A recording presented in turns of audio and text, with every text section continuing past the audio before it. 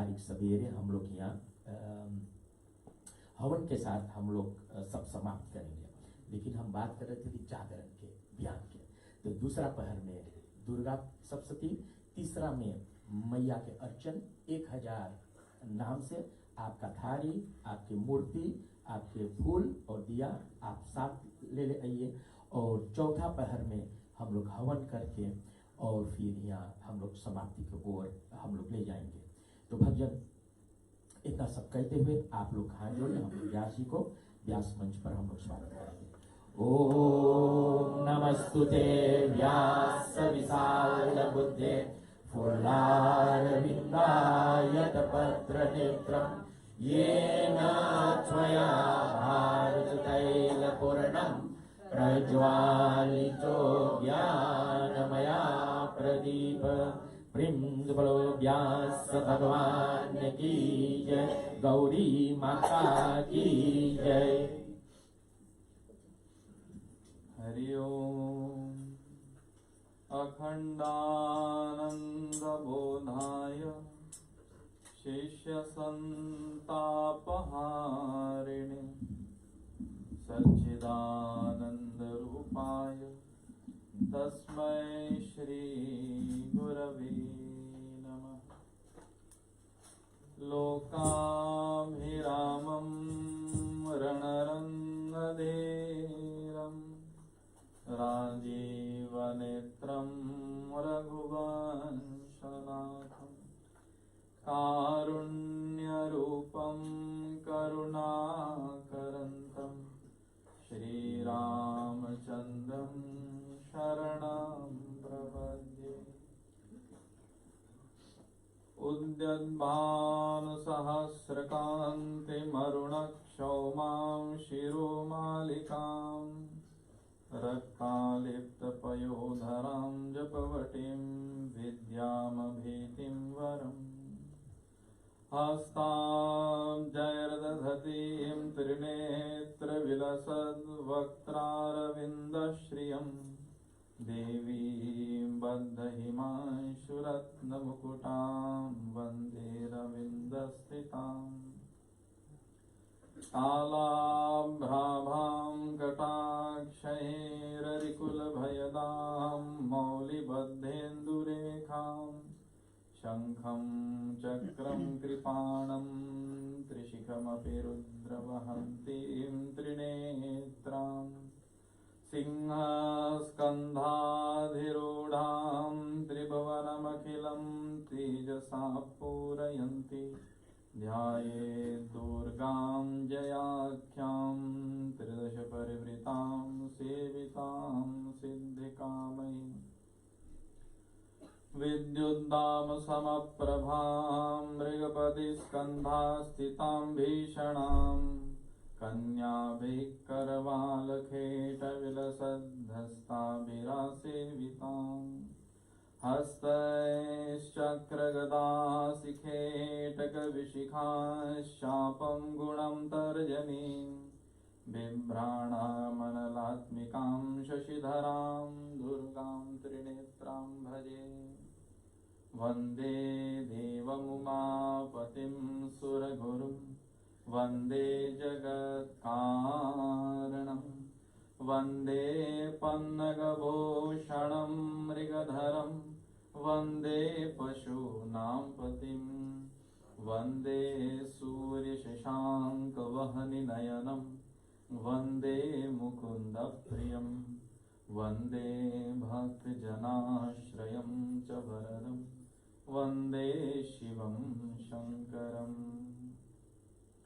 बुद्धिहीन तनु जानिके सुमिरो पवन कुमार बल बुद्धि विद्या देहु मोहि हरहु कलेश विकार सियापति रामचंद्र की जय। शरण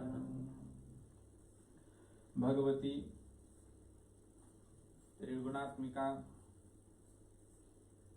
काल स्वरूपिणी विश्वेश्वरी संपूर्ण जगत को धारण करने वाली माँ जगदम्बिका के श्री चरणों में प्रणिपत्य होते हुए आज के इस परम पवित्र रात्रि में उपस्थित समस्त विद्वत ब्राह्मण समुदाय, जिनमें विशेष हमारे पूजा करता परम पूज्य पंडित श्री बेंदा मिश्र जी, उपस्थित भजन कीर्तन समाज, दूर निकट से पधारे देवियों, सज्जनों, भद्र पुरुषों एवं आज के यजमान, दूरदर्शन के माध्यम से देखने वाले प्रिय दर्शकों, आप सभी को मैं आज इस अष्टम रात्रि के अंतर्गत स्वागत करता हूं कि जो अपना समय निकाल करके यहाँ पर सब उपस्थित हुए हैं। भगवती माँ जगदम्बिका की कृपा आप सभी के ऊपर सदैव इसी प्रकार बनी रहे, आप सभी दुरुस्त रहे, बस यही माता से हमारी याचना बारंबार रहती है। भगवती जगदम्बिका की कथा तो 9 दिन क्या 9 कल्प भी बीत जाए तो भी हम पार नहीं पा पाएंगे। तो यहाँ वहाँ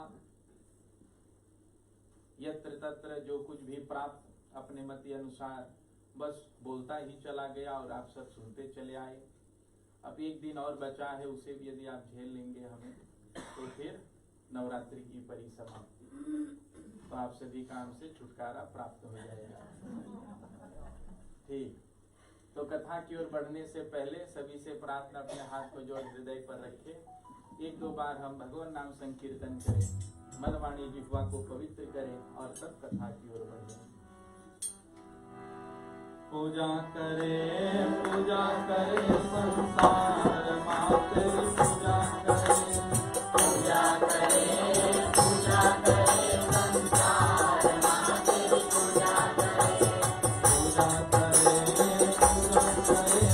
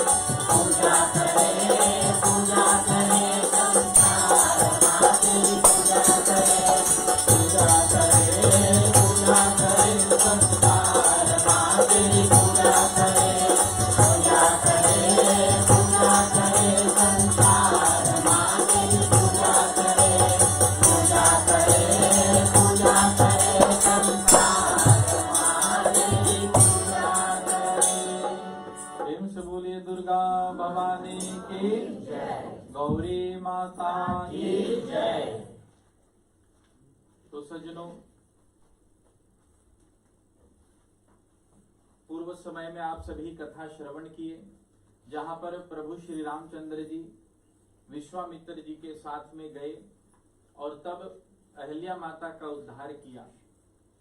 अहिल्या माता का जब उद्धार हो गया तो उसके बाद में वे फिर आगे निकले और जब वहां गौतम ऋषि के आश्रम के बाद में गए तो वहां पर उसके सामने गंगा नाम का नदी मिला और तब वहां जब पहुंचे तो गोस्वामी तुलसीदास जी लिखते हैं,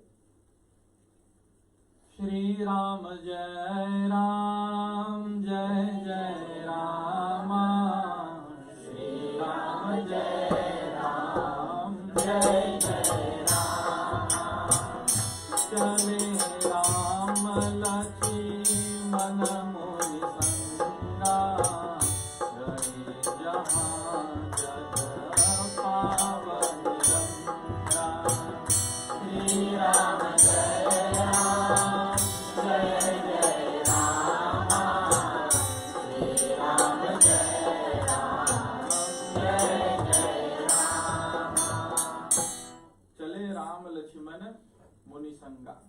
भगवान श्री राम जी, लक्ष्मण और मुनि विश्वामित्र ये तीन साथ में चल के वहां पहुंचे, गए जहां जग पावनी गंगा, जहां पर संपूर्ण जगत को पावन पवित्र करने वाली गंगा नदी बहती है। तो वहां आकर खड़े होकर के अनुज सहित प्रभु की प्रणाम, अपने छोटे भाई के साथ में भगवान श्री रामचंद्र जी वहां पर गंगा को प्रणाम करता है और बहु प्रकार सुख पायो रामा, अनेक प्रकार की सुख वे प्राप्त करते हैं। और तब पुनि सुरसरी उत्पत्ति रघुराई, और तब सुरसरी जो देव धारा है, गंगा नदी है, उसकी उत्पत्ति की कथा ऋषि विश्वामित्र से पूछता है। कौशिक सन पूछा शिरनाई, अपने सिर को नवा करके बहुत ही विनम्रता के साथ में गुरु को प्रणाम करके पूछता है कि हे गुरुदेव, आप हमें कृपा यह बताएं कि यह जो जग पावनी गंगा है, इसकी उत्पत्ति किस प्रकार से हुई। जबकि भगवान राम तो सर्वांतर्यामी सब कुछ जानते हैं, किंतु यह पूछता है ताकि हम और आप यदि ग्रंथ को पढ़ेंगे तो हम जान सकेंगे, क्योंकि जब भगवान प्रश्न नहीं करते तो हम भी नहीं जानते। तो यहाँ पर विश्वामित्र से प्रश्न करता है और प्रश्न जब कर लेता है तो वहां पर विश्वामित्र मुनि यह कथा सुनाते हैं कि किस प्रकार से गंगा माता इस धरातल पर आई है। तो कहते पूर्व काल में आप ही के वंश में, रघुवंश में एक सगर नाम का राजा था और बहुत दिन तक उनके कोई पुत्र नहीं हुए। 100 वर्ष जब बीत गए विवाह के और फिर भी पुत्र नहीं हुआ, तो वह और उनकी जो पत्नी वो सब साथ में गए और वहां पर 2 पत्नियां उनकी थी, एक की नाम थी केशिनी और दूसरी थी सुमति। तो ये 2 पत्नियां सगर की हुई, तो दोनों पत्नियों के साथ में जाकर के तप करने लगी और तप करते हुए भृगु मुनि उनके सामने पड़े और भृगु मुनि जब उनको तप करते देख करके पूछते हैं कि हे वत्स, आप किस हेतु तप करते हैं। तो उन्होंने कहा कि देखो प्रभु, इतने दिन तक हमने राज्य किया, 100 वर्ष हो गए हमारे विवाह का, फिर भी कोई संतान नहीं, कोई पुत्र नहीं, ऐसे ही नाक हो गए। आप कुछ आशीर्वाद यदि प्रदान कर देंगे तो हमारा झोली भर जाएगा। और तब वहीं पर भृगु मुनि पूछते हैं कि आप ही मांग लो, क्या चाहते हो। दोनों पत्नियां हैं, आप बताओ कितने पुत्र आप चाहते, कितने आप चाहते। तो उसमें जो केशनी थी उन्होंने कहा हमें अनेक पुत्र तो नहीं चाहिए, आप हमें बस एक पुत्र प्रदान कर दीजिए, उतने में ही हम संतुष्ट हैं। और तब भगवान योमस्त, वो भृगु मुनि कह दिया योमस्त कि जैसा आपने चाहा वैसा ही होगा। और दूसरी जो सुमति नाम की पत्नी थी उनसे पूछा आप बताओ कितने पुत्र चाहते। तो उन्होंने 60,000 पुत्र मांग लिया। तो बोले इसका तो एक ही होगा, मेरा 60,000 होंगे। और तब उन्होंने कहा योमस, जैसा आपने चाहा वैसा ही होगा। और तब उनके दोनों गर्भवती हो गई। और जब दोनों गर्भवती हो गई तो प्रसव का समय जब आया तो वहां पर उसका असमंजस, जो एक पुत्र मांगा उसका असमंजस नामक पुत्र हुआ। और जो दूसरा था सुमति, जिन्होंने 60,000 पुत्र मांगे, षष्ठदयसन संतान मांगी, तो कहते कि इसका प्रसव तो नहीं हो पाएगा। तो प्रसव न होने के कारण ऋषि को पुनः बुलाया गया और तब ऋषि ने कहा कि चलो, यदि आप पैदा भी न कर पाए तो फिर मांगते इतना क्यों ना? सही बात है, जब ना पैदा कर पाओ तो कहाँ इतना मांगते। तब मुनि जब बोली तो इन्होंने कहा कि चलो आप भी कुछ उपाय करो। तो मंत्र द्वारा, तो कहते वहां पर 60,000 का तुम्बी प्रसव हुआ। तुम्बी का अर्थ होता है रियाखेर बैच, ठीक, आजकल हो गए ना रियाखेर बेबी। तो देखो त्रेता युग में हुआ था, तो कुछ समय तक ना भैल और अब फिर हो, ठीक। तो वही जो रियाखेर बैच है ना, तुम्बी प्रसव आपके शास्त्रों में कहा। तो इस प्रकार से उस एक को उन्होंने 60,000 में विभाजित कर दिया ना। कोई कब है कि जब मैं ओमे मसे षष्ठ दर्शन हो जाए, तो षष्ठ दर्शन घड़ा रख करके उन सब में ना एक एक रियाखेर बैच में एक एक संतान फिर जाकर के तब उत्पन्न हुआ। इस प्रकार से जाकर के उनके 60,000 पुत्र हुए। और जब उनके 60,000 पुत्र हो गए, कुछ दिन व्यतीत हो गया, दोनों रानियां बहुत ही अपने को हर्षित मानती थी और साथ में रहती थी। तो जो पहला पुत्र था जिसका नाम असमंजस था, वह थोड़ा उपद्रव करने वाला था, थोड़ा उपद्रव करने वाला था। तो अयोध्या के है वे राजा सगर, तो उनका जो पुत्र असमंजस था, तो वहीं अयोध्या में से सरयू नदी बहती है। तो उसी सरयू नदी में स्नान करते करते बाकी प्रजा के बालकों को डुबा देता था ना। साथ में जाकर के जब तैरते थे तो बाकी को डुबा देता था। और जब वे डूब जाते तो सब प्रजा आए राजा सगर के पास कि कहो प्रभु, आप ही बताओ, आपके पुत्र इतने सारे अत्याचार करते हैं, हमारे पुत्र को मार डालते हैं। आपका नाम प्रजापति है, किंतु आप तो प्रजा का संहार करवाते अपने पुत्र के द्वारा। तो ऐसे राजा सगर को कहने लगा, जिसके कारण राजा सगर को उनके पुत्रों को, उसका जो असमंजस नाम का पुत्र है, उसको राज्य से निकाल देने का आदेश प्रदान कर दिया। तो वहां से असमंजस उस राज्य में से निकल गया और कहीं एकांत वन में जाकर के रहने लगा। और फिर कुछ समय जब व्यतीत हो गए, जब थोड़ा बुढ़ापा आया, तब उन्होंने सोचा कि हम जाकर के एक अश्वमेध यज्ञ करें। अश्वमेध यज्ञ होता है पूर्व समय में, इस कलिकाल में उस यज्ञ को करना वर्जित है, आत्मा निमित्त में प्रदान हो। तो जिस युग का जो यज्ञ है उसी युग में उसे होना चाहिए। तो उस समय त्रेता युग में अश्वमेध यज्ञ राजा सगर ने ठान लिया। तो ये अश्वमेध यज्ञ इस कारण होता है, जो अपना संपूर्ण राज्य को जितना विस्तार हो सके, उस समय का जो सबसे बड़ा चक्रवर्ती राजा होता है, वही अश्वमेध यज्ञ करके सिद्ध कराता है कि हम ही इस समय का सबसे बड़ा राजा है। तो जब ऐसा किया उन्होंने, तो वहां पर रहा अश्व, अश्व माने घोड़ा, और अंत समय में यज्ञ के कुंड के लिए अश्व का प्रयोग किया जाता है, उस घोड़े का प्रयोग किया जाता था। और तब उस घोड़े को अब वहां पर इंद्रदेव का सिंहासन भी डोलने लगा कि सोचा यदि इसका यह अश्वमेध यज्ञ पूर्ण हो जाएगा तो यह मेरे सिंहासन को प्राप्त कर लेगा। तो ऐसा करके उन्होंने एक रूप धारण करके उसी यज्ञ में से घोड़े को चुरा करके पाताल में कपिल मुनि के आश्रम के सामने जाकर के बांध दिया और घोड़े को वहां पर बांध दिया। अब जब समय आया कि हमें घोड़ा चाहिए, तो राजा सगर देखे घोड़ा ना, कोई भी नहीं, यहाँ वहां देखा कहीं पर भी घोड़ा नहीं। संपूर्ण अयोध्या में जब खोजा गया, छानबीन की गई, तो भी घोड़ा नहीं मिला, अश्व नहीं मिला।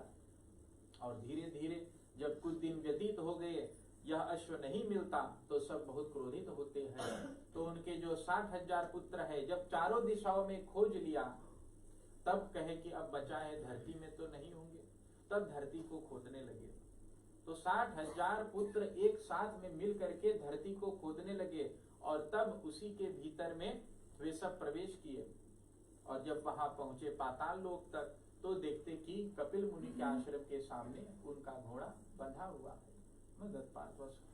आश्रम फॉर कपिल मुनि। तो ऐसा देख करके यह अनाप शनाप बकने लगा कि ये जरूर कोई ढोंगी साधु होगा, मुनि वेश बना लिया, सोचा कि हम नहीं जान पाएंगे कि उन्होंने अश्व लिया, कि इन्होंने हमारे घोड़े को चुराया। ऐसा जब बोलने लगा और यूं ही कपिल मुनि का जब आंख खुली, उनकी आंख जब खुली ऐसा सुन करके, तो तुरंत ही उसकी नेत्र में से जो कुछ भी तेज निकला, तो वहां पर उनके 60,000 पुत्र तुरंत भस्म हो गए। 60,000 के 60,000 सब वहीं पर भस्म हो गए। और अब वहीं पर बंधा हुआ अश्व था।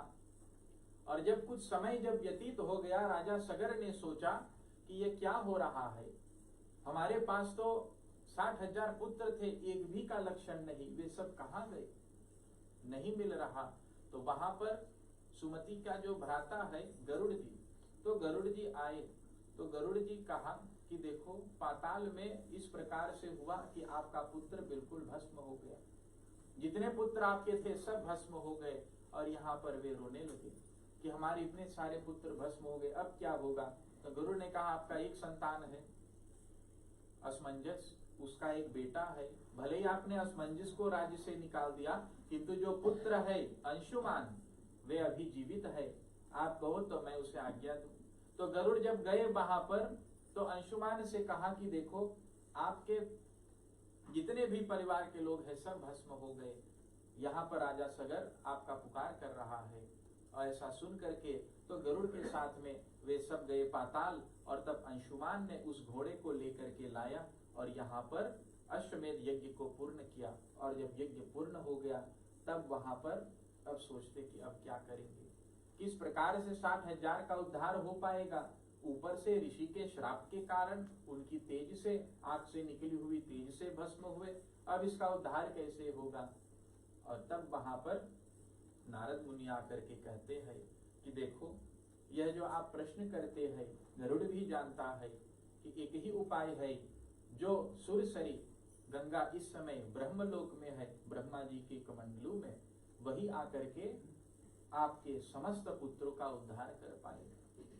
और ब्रह्मा जी के कमंडल में गंगा कैसे पहुंची, तो कहते जिस समय भगवान नारायण वामन अवतार धारण किया, राजा बलि के पास गया और उनसे 3 पग भूमि मांगा, तो 2 ही पग में संपूर्ण विश्व को नाप लिया। और जो तीसरे पग रखने गया, तो उसके दाहिने पांव के अंगूठा लगा ब्रह्मांड के शिखर पर ना, यूनिफैक्शन हम लोग के जहाँ ऐंद होवे ओकर ऊपर बोले एक लाख है, वही लाख में ओकर भगवान विष्णु के अंगूठा लगल। और तब वहां से जल गिरा, वहां से जल का द्रवीभूत हुआ, और तब भगवान ब्रह्मा उसी जल को अपने कमंडलू में धारण करके वहीं पर भगवान विष्णु का चरण धुलाया, उनके पद का प्रक्षालन किया, और तब पुनः उसी प्रक्षालन किए हुए जल को अपने कमंडलू में धरा। वही गंगा माता, उन्होंने उसे लेकर के फिर ले गए अपने ब्रह्मलोक। प्रेम से बोलिए गंगा माता की जय। तब उस समय से गंगा माता ब्रह्मलोक में वास करने लगी। और जब यहाँ पर अब समय आया कि हम ब्रह्मा की स्तुति करें, तभी जब ब्रह्मा प्रसन्न होकर के हमें वरदान देगा, तो ही गंगा यहाँ इस धरातल पर आ सकती है। और जब ऐसा उन्होंने कहा, तो राजा सगर ने कहा, हे अंशुमान, अब तुम इस राज्य को संभालो, हम जाएंगे वन तप करने के लिए। तो वहां से अब राजा चले गए तप करने के लिए। बहुत साल व्यतीत हो गया, किंतु तप निष्फल था, वहीं पर मर गया तप करते करते। उसके बाद में अंशुमान का एक पुत्र हुआ दिलीप। तो अंशुमान ने कहा कि अब दिलीप तुम इस राज्य को संभालो, हम जाएंगे, जो हमारी कुल परंपरा है कि हमें गंगा को लाना है, यही हमारा कुल का उद्देश्य है, क्योंकि हमारे पूर्वज का उद्धार नहीं हो पाएगा यदि हम गंगा को न लाए। तो इसी प्रकार दिलीप को राज्य दे दिया और अंशुमान चले गए वन में। तो दिलीप के कुछ समय बाद फिर एक पुत्र हुआ और उसका नाम था भगीरथ। और जब अंशुमान नहीं लौटा, तो फिर दिलीप गया वन। दिलीप भी बन गया, नहीं लौटा, तो भगीरथ का एक पुत्र था काकुस्थ। तो काकुस्थ को उन्होंने राज्य दिया और भगीरथ स्वयं गए और उन्हें कहा कि देखो जिस प्रकार भी क्यों ना होवे, हमें गंगा को यहाँ पर लाना है, इस पृथ्वी पर लाना है, जैसे ब्रह्मा ने कहा। तो ब्रह्मलोक से यदि हम उसे लाएंगे, तो ही जा करके हमारा उद्धार हो पाएगा। तो इस प्रकार से भगीरथ गए वन में और कठोर तपस्या करने लगा। और वहां उस वन में एक टांग पर खड़े होकर के 100 वर्षों तक उन्होंने तप किया। तासु तनय दे लीप नृप भयऊ बन तप हेतु उतर देश गयऊ। राम सिया राम जय जय राम। राम सिया राम जय जय राम। एक चरण दो भुजा उठाए रवि सम्मुख चित वही मन लाए। राम सिया राम जय जय राम। राम सिया राम जय जय राम। तो एक चरण दो भुजा उठाए, एक चरण पर खड़ा होकर के दोनों हाथों को ऊपर उठा करके रवि सम्मुख चित वही मन लाए। रवि को, सूर्य को अपने सम्मुख ला करके और ब्रह्मा का तप करता रहा। और वर्ष सहस्र बीते इह भांति। सहस्र का अर्थ होता है हजार। 1000 वर्ष इसी प्रकार बीत गया। 10 श्री तपस्या। और तब जात न जाने दिन अरु राति। पता नहीं कब दिन होता है कब रात है। आंख मूंद करके बस एक तक ही तप करता रहा। और तब जब समय आया तो वहां पर उसके उग्र तप को देख करके ब्रह्मा जी प्रसन्न होकर के वहां पर आते हैं। ब्रह्मा आकर के दर्शन प्रदान करता है। चाहे नृपति जो लय वरदाना करी प्रणाम कह नृपति सुजाना। राम सिया राम जय जय राम। राम सिया राम जय जय राम। बोले चाहे नृपति जो लय वरदाना। वहां ब्रह्मा आकर के अपना दर्शन दे करके कहे कि हे नृपति, हे राजा, आप बताओ जो लय वरदाना, क्या वरदान चाहते हो। कई प्रणाम का नृपति सुजाना। और तब वहां पर वही भगीरथ जा करके प्रणाम करके और तब कहते जो मांगो सो जातन अहू। बोले जो मैं मांगूंगा वो तो आप जानते हैं, आपसे क्या परिचित नहीं। तो ऐसा सुन करके तो उन्होंने कहा फिर भी आपको तो मांगना ही पड़ेगा। तो उन्होंने कहा जो आपके लोक में गंगा माता है बस उसे आप यहाँ इस धरातल पर भेज दो। यही मेरा प्रार्थना है, हमारे पूर्वजों का उद्धार हो जाए। और तब ब्रह्मा जी ने कहा ठीक है, हम आपको गंगा प्रदान कर देंगे। एक धारा यदि आ ही जाए कोई बात नहीं, किंतु फिर उसको धारण करेगा कौन। जिस उग्र वेग से यदि ब्रह्मा ब्रह्मलोक से यहाँ इस धरातल पर आएगा तो संपूर्ण पृथ्वी आधे पर से फट करके खंड खंड हो जाएगी। पृथ्वी के पास में वो धारण शक्ति ही नहीं जो गंगा की वेग को रोक सके। यदि ब्रह्मलोक से आएगी तो यहाँ संपूर्ण सृष्टि ही लय हो जाएगी, यह धरती भी नहीं रहेगी। तो फिर कहा कि अब आप ही बताओ तो हमें क्या करना चाहिए। तब उन्होंने कहा कि इस समय केवल एक ही है जो गंगा को यहाँ पर लाने में आपके सहायक बन सकता है, और वह है भगवान शंकर जी। इस समय कैलाश शिखर पर विराजमान वही भगवान शंकर गंगा के वेग को सह सकेगा और बाकी इस धरती पर कोई नहीं है। तब भगीरथ ने पूछा कि हे ब्राह्मण, तो फिर हमें कैसे बनाना चाहिए। उन्होंने कहा कि और कठोर तप करो, कठोर तप करो। और तब उन्होंने पुनः तप किया। श्री राम जय जय राम, श्री राम जय जय राम। विबुध वर्ष अंगुष्ठय धारा, बार बार शिव नाम उचारा। श्री राम जय जय राम, श्री राम जय जय राम। कहते कि विबुध वर्ष अंगुष्ठ अधारा। अब दो टांग पर खड़ा ना होकर के, दो चरण पर खड़ा ना होकर के, बस अपने दाहिने चरण के अंगूठे पर खड़ा होकर के ना, ऑप्शन तो उस पर खड़ा होकर के 1 वर्ष तक तप किया। अब जितना ही कठोर तप रहेगा उतना ही शीघ्र देवता प्रसन्न होंगे। देखो 1000 वर्ष तब करीस तब ब्रह्मा प्रसन्न भइल। अब यहाँ एक ही वर्ष में महादेव जी प्रसन्न हो गए, एक अंगूठे पर खड़ा होकर के। इसलिए भगवान महादेव का नाम भोला भंडारी है, वो बहुत भोला है, शीघ्र प्रसन्न हो जाता है। ब्रह्मा तो 1000 वर्ष लगाए, किंतु भगवान शंकर 1 वर्ष लगाए। तो 1 वर्ष में भगीरथ के तप को स्वीकार कर लिया, बार बार शिव नाम उच्चारा, और उस 1 वर्ष में उन्होंने केवल इसी का उच्चारण किया, शिव नाम का उच्चारण किया। और तब वहां भगवान शंकर जी प्रकट होते हैं। प्रेम से बोलिए शंकर भगवान की जय। तो वहां भगवान शंकर प्रकट होकर के पूछता है, बताओ क्या वरदान चाहते हो।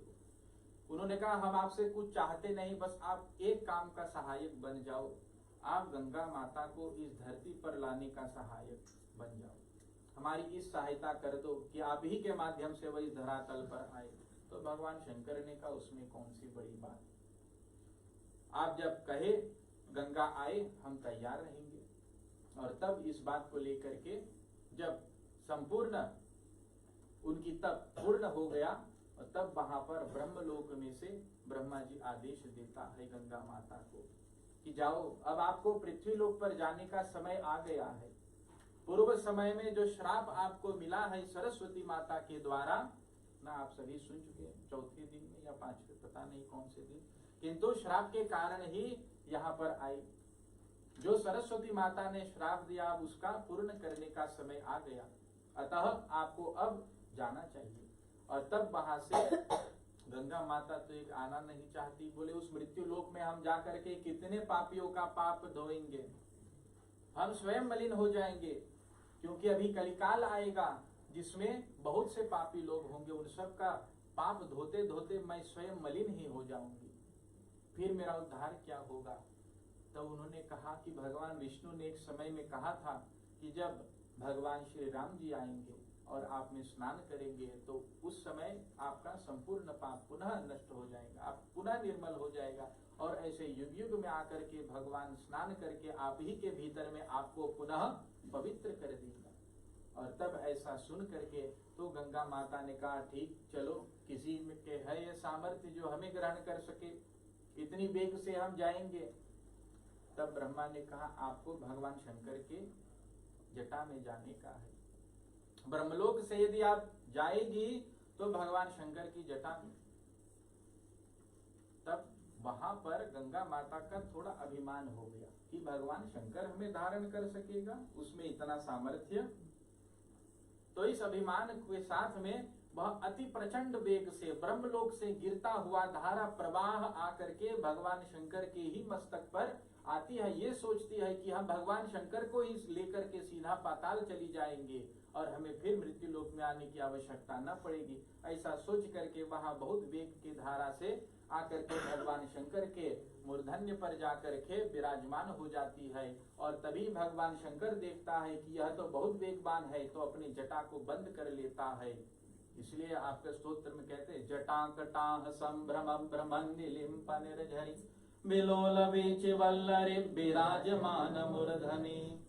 बोले अब आकर के वहां पर विराजमान हो गया माँ गंगा जी आकर के वहां विराजमान हो गया। मूर्धनि विराजमान मूर्धनि धगत धगत धगत ज्वल ललाट पट्ट पावके किशोर चंद्रशेखरे रतिह प्रतिक्षणम मम।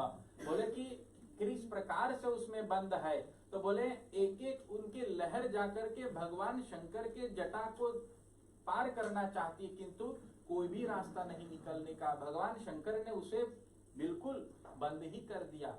और धगत धगत धगत माने इस प्रकार से ध्वनि होती है, उसी जटा के भीतर में गंगा वहां इस प्रकार के तरंगे उछालती है, किंतु आ नहीं पा रही बाहर। धगत धगत धगत ज्वल ललाट पट्ट पावके किशोर चंद्रशेखरे रति प्रतीक्षणम। प्रतीक्षा का अर्थ होता है प्रतीक्षा करना, अगुरना, इंतजार करना। और जो चंद्रमा है भगवान शंकर जी के मस्तक के ऊपर, वह प्रतीक्षा करता है कि कब गंगा बाहर निकलेगी, कब गंगा बाहर निकलेगी। तो 1 वर्ष जब बीत गया, गंगा माता को उसी जटा के भीतर में उसके अभिमान को चूर करने के लिए भगवान शंकर ने जब उसे बांध लिया था, तो जब 1 वर्ष समाप्त होने को आया, तब भगवान गंगा जाकर के भगवती गंगा माता शिथिल हो गई। और जब शांत हुई तो भगवान शंकर की स्तुति पहले की। जब भगवान शंकर की स्तुति कर चुकी और तब जाकर के अपने जटा को भगवान शंकर जी खोलते हैं, और जब खोलते हैं तो कहते तेहि भाई तीन पुनि धारा, एक गई नभ एक पतारा। राम सिया राम जय जय राम, राम सिया राम जय जय राम। गई नभ सोई की अघ की नाशिनी, देवन धरा नाम मंदाकिनी। राम सिया राम जय जय राम, राम सिया राम जय जय राम। तो जो पहली उनमें से 3 धारा निकली, जब भगवान शंकर ने अपनी जटा को खोला तो उनमें से 3 धारा निकली। एक गए ऊपर की ओर जिसका नाम मंदाकिनी है, दूसरा गया पाताल की ओर, और जो तीसरी है वह गंगा नाम से कहलाई। और तब वहां पर रही भगीरथ, वहां पर अपने रथ पर और माँ गंगा को रास्ता देता है। शंख की ध्वनि होती है, सब देव देवता लोग वहां पर बाजे बजाने लगे। बहुत ही सुंदरता से वहां माँ जगदम्बा के रूप जो गंगा माता है उनकी आराधना करने लगे, उनका यशगान करने लगे, और शंख ध्वनि घंटा ध्वनि सब करने लगे। सब वहां पर बहुत प्रसन्न हुए कि अब जाकर के हमारा पाप निकलेगा, अब हमारा उद्धार होगा, हमारे पूर्वजों का उद्धार होगा। सब ऋषि मुनिगण सब वहां पर जाकर के बहुत प्रसन्न हो गए, खुशहाल हो गए। और तब वहां जब गंगा बहती है तो वही भगीरथ देता है उनको रास्ता कि कहाँ से आप जाओ। तो जाते जाते कई ओर गया, और यहाँ जाते जाते एक समय वहां पर भी आ गया। ऐसे बनारस से होते हुए फिर माँ सरस्वती को प्राप्त कर लिया, यमुना को भी प्राप्त कर लिया, और वहां एक संगम हो गया जिसे त्रिवेणी संगम कहते हैं। वहां से फिर आगे निकलती है, भगीरथ आगे जाते हैं, और जब थोड़ा पूरब की ओर जाता है एक तक, तो वहां पर जान ऋषि था, और जान ऋषि ने उसे अपने आश्रम की ओर देखते हुए कि उनकी कुटिया को ना समाप्त कर दे, तो उसे जाकर के एक अंजलि में पी लिया। और जब पीने के बाद में तब वहां पर फिर से भगीरथ ने कहा कि आपने क्या किया, उनको मनाया, और तब जाकर के अपने जंघा को फाड़ा, और तब उसमें से फिर आगे गंगा बही, और वहां से गंगा माता का नाम जाहन गंगा प्रवाहित हुई। और फिर दक्षिण की ओर आते हुए जहाँ पर सागर में मिलती है, तो वहीं पर कहते कि जब सागर में मिलता है और जहाँ गंगा माता का अंत होता है, वहीं नीचे पर पाताल का जाने का रास्ता है। और तब वहीं से गंगा माता गई पाताल, और पाताल में जाकर के वहां जितने भी सगर के 60,000 पुत्र थे उन सब का उद्धार करते हैं। अन्वेषयन्ते सागरान् वशांस्तो, समुद्र सानिध्यमेष पत्य वेगिता, धारा सहस्रे परितोष विस्तृता, बभौ च तस्या कलने स्वनाकुल। इस प्रकार से जहाँ पर सागर है, सागर का प्रारंभ होता है, वहां पर नीचे जाकर के अपने एक लहर से संपूर्ण 60,000 जो उनके पुत्र थे भस्म वहां पर हुआ था, उन सब भस्म को एकत्र करके अपने में ही घोल लिया, और तब वहां से जाकर के उनके समस्त पितृगण फिर जाकर के मुक्त हो गए। प्रेम से बोलिए गंगा माता की जय। तब से गंगा माता की महिमा कितनी है, बहुत है। कथा तो वैसे बहुत विस्तार है, 3 घंटे की कथा है, किंतु मैंने आपको 45 मिनट में कहने का प्रयास किया कि इसमें से आप अभी और विस्तार यदि सुनना चाहेंगे तो कभी बुला लेना, फिर सुना देंगे। फिर और इसमें क्या अभी विशेषता बहुत है, कितने स्रोत उनके हुए, फिर वहां पर किन किन ऋषियों ने जाकर के तिलांजलि दिया, अनेक रूप से माँ गंगा की उत्पत्ति की कथा यहाँ पर है। संक्षिप्त रूप में मैंने आपको सुनाने का प्रयास किया। प्रेम से बोलिए गंगा माता की जय। पूजा करे संसार माते, पूजा करे संसार माते, पूजा करे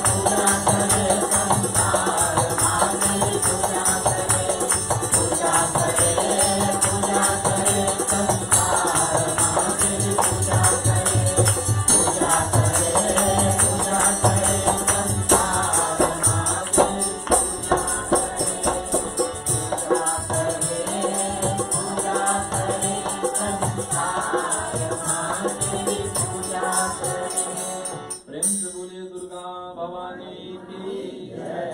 यहाँ पर अपनी वाणी को विराम करते हुए पुनः बात भयानंद जी के कर कमल में सौंपता हूँ। अस्तु। व्यास भगवान की जय, श्री गणेश भगवान की जय, श्री सरस्वती माता की जय, दिवेश्वर महादेव की जय, आदि भक्ति आदि नव दुर्गा माता की जय। जय जय सीताराम। भक्तजन, आज तो मतलब ये ना लागता अपन ज्ञान हम लोग यहाँ पर जागरण करे खोए, तो इस नवरात्रि धीरे धीरे समाप्ति पर आए लेकिन आज की कथा हम सोचिला कि बहुत सफर समय पर महाराज आप लोग के गंगा माई के कथा सुनाई सही, और शायद आप कभी महाभारत के कथा सुन हुई हो, तो कई वासु माँ गंगा के गर्भ से मतलब इस धरती पर आए लेकिन ओमन से एक रहा देवव्रत, और देवव्रत जब अगर ना होगा तो हम यही सोचना ना कि हम ज्ञानी बाटी कोई से सुन ली बाटी, जब वो ना हो तो कभी महाभारत के कथा ये रकम से न चले। देवव्रता वही रहा जो बाद में भीष्म पितामह भइले, और यही बात है वो गंगा के पुत्र है। एक माय ऐसे हो सके है जब देवव्रत के पैदाइश भइल है, और राजा संतनु जब पुलिस है कि गंगा तो कौन सी करे है, Ganga hat namelijk een voorwaarde gesteld, je mag me nooit vragen wie ik ben, waar ik vandaan kom, wat ik doe, waarom ik doe, enzovoorts, enzovoorts, enzovoorts, enzovoorts. Maar na 8 kinderen kon Raja het niet meer houden. Dus heeft zij gevraagd aan Ganga, kan ik het eens krijgen? अब गंगा जी सब भेद बताए के, तो एक बात बोली लड़का के हम ले जाएगा, हमें के पढ़ाई के सिखाए के पोस पाल के बटा करके फिर वापस करें, सूक्ष्म रूप में बताएगा। और काहे का मैं उत्तम सोचिला आज आप लोग से ये बात के मतलब तनी प्रचार करें कि इतना दिन से हम लोग माता की आराधना यहाँ पर करी, और जेकर माँ जब रहेगा तो हम ये आप लोग से निवेदन कर रहा कि आपके मैया के भी इसी तरह से आप लोग प्रार्थना आराधना सेवा करो। जेकर माई ना है वही जाने है कि और माई ना है।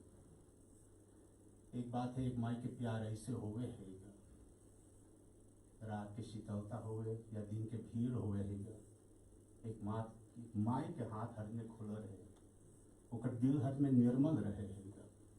आपके जो भी शोक रहे है माता के चरण में बैठे से वो हल्का हो जाएगा। एक माई जितना आपके सिखाई पाई, पिताजी आपके ना सिखाए पाए। एक बात भी याद करिए, जब आपके पैदाइश पहल रहेगा तो सबसे पहला जो आपसे प्यार करिस आपके माता जी रहेगा, पिताजी ना करिस, ना आपके भाई करिस, ना आपके बहन करिस। तो चलिए इस नवरात्रि पर्व में हम सभी माताओं के भी बधाई देला। जितना भी यहाँ पर मंदिर आप सब हम लोग के साथ दे रहे, इतना दिन ज्ञान अब एक दिन बाकी रहेगा। आप सबको के धन्यवाद रहेगा। माँ पूज्य पुजारी बाबा जी, भ्राता पंडित बिंदा जी के धन्यवाद, ब्यास जी के धन्यवाद, और आप सभी भक्त प्राणी के धन्यवाद। चलिए इतना संदेशा के साथ हम लोग आरती को बढ़े। जय माता, जय जय।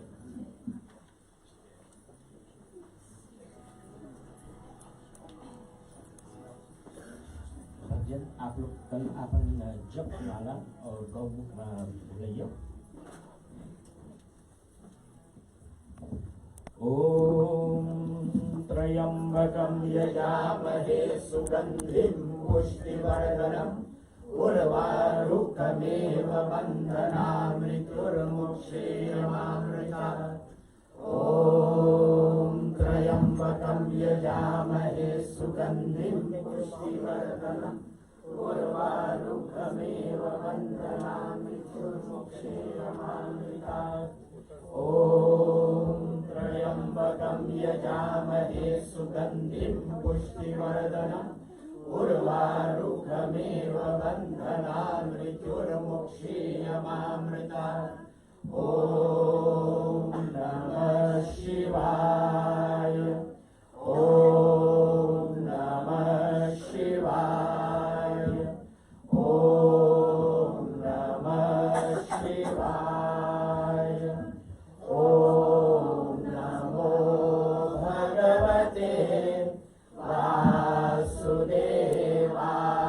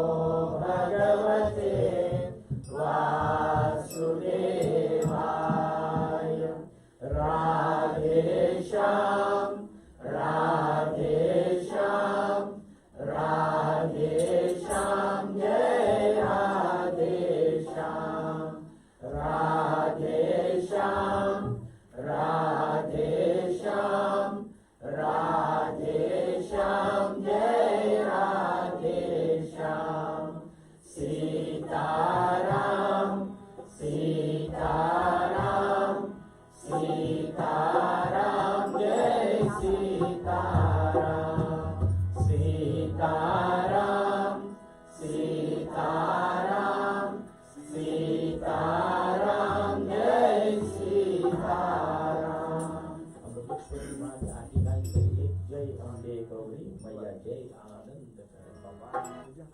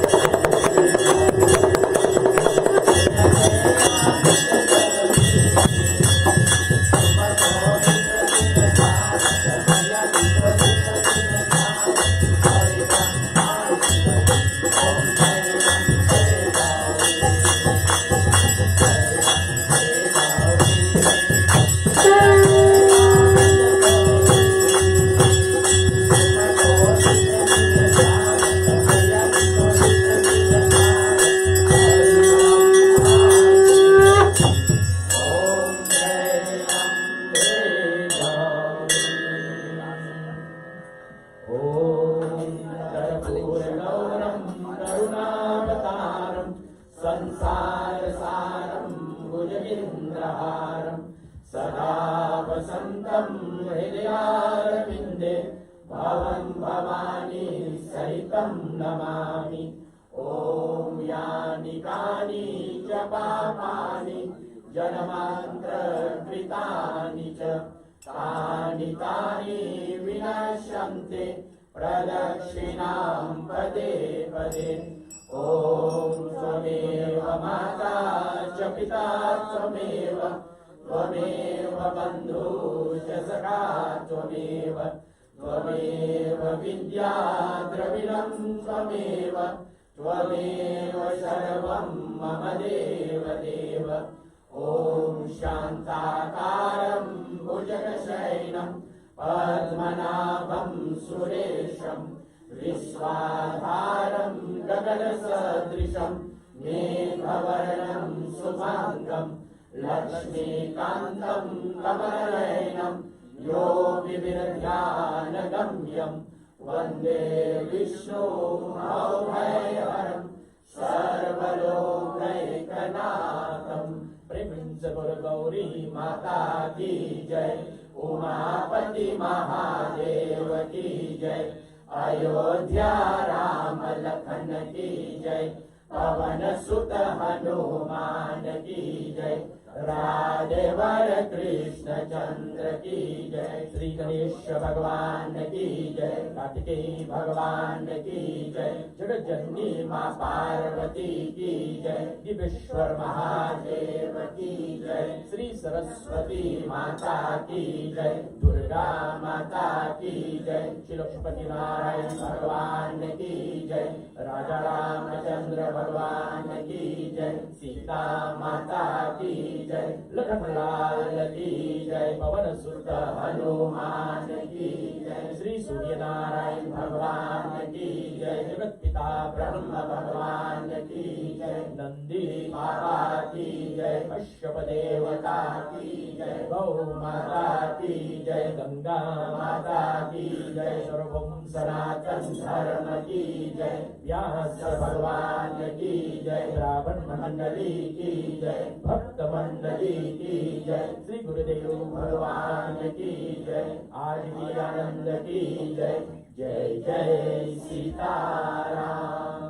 बार बार विनती करूं धरहु चरण परमार्थ, भक्ति भाव मोहे दीजिए सुनहु उमापति नाथ।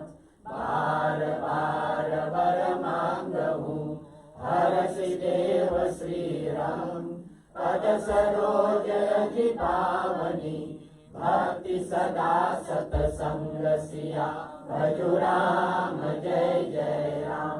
मेरे प्रभु राम जय जय राम, मेरे मन बसियो सीताराम, मेरे मन बसियो राधे श्याम। धर्म की जय, अधर्म का प्राणियों में सत्य, विश्व का ओम हर हर महादेव।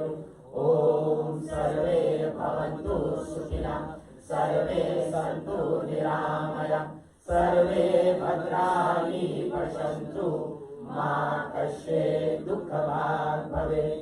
ओम पूर्णमद पूर्णमिदं पूर्णात् पूर्णमुदच्यते पूर्णस्य पूर्णमादाय पूर्णमेवावशिष्यते। ओम शांति शांति शांति। हरि ओम नमः पार्वती पते हर हर महादेव। महादेव की जय। हर हर हर हर हर हर प्रेम से बोलो गौरी माता की जय। तो भैया आप इतने शांत भैया, आपके पास आरती पंचामृत और प्रसाद आवे हैं, त्राक्तासी भी है। आज पंडित की ओर से भी त्राक्तासी है और जपकर्ता की ओर से भी त्राक्तासी है। और एक बहुत बड़का बात हम आप लोग के बुलाई बोले थे, ध्यान से रहे जे एकदम ना बड़का बात नहीं, बलांगरे जो बात आप लोग के बुलाई गई बोले के कि जे एकदम सवेरे तलुक रही वही असली पुण्य लेके जाएगा। और वो जो ऐसा चीज जो है तो आप तो जाने हैं कलसा स्थापना भइले उमन खेतरी या खेती जैसा आप मांगे देख कितना अच्छा तरीका से भइलेगा और वही आपके असली प्रसाद होगा। असली प्रसाद dat is morgenochtend pas om, nee, overmorgenochtend pas om 5 uur. Ja, hare hare.